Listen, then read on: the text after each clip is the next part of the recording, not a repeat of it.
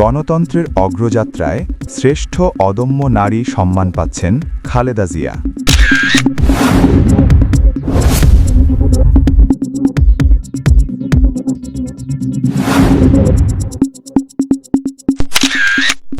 আন্তর্জাতিক নারী দিবস ২০২৬ উপলক্ষে সাবেক প্রধানমন্ত্রী ও বিএনপি চেয়ারপারসন বেগম খালেদা জিয়াকে গণতন্ত্রের অগ্রযাত্রায় শ্রেষ্ঠ অদম্য নারী সম্মাননা দেওয়ার সিদ্ধান্ত নেওয়া হয়েছে।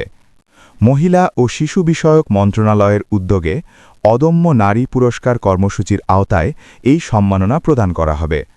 গণতন্ত্র পুনরুদ্ধার আন্দোলনে আপোষহীন নেতৃত্ব এবং রাজনৈতিক জীবনে গুরুত্বপূর্ণ অবদানের স্বীকৃতি হিসেবে তাকে এ সম্মানে ভূষিত করা হচ্ছে বলে সংশ্লিষ্ট সূত্র জানিয়েছে।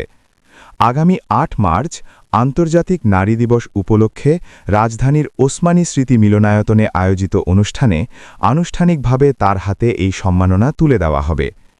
আয়োজকরা জানিয়েছেন, বিভিন্ন ক্ষেত্রে অসামান্য অবদান রাখা নারীদের স্বীকৃতি দিতে প্রতি বছরের মতো এবারও ৫টি ক্যাটেগরিতে ৫ জন নারীকে শ্রেষ্ঠ অদম্য নারী সম্মাননা প্রদান করা হবে।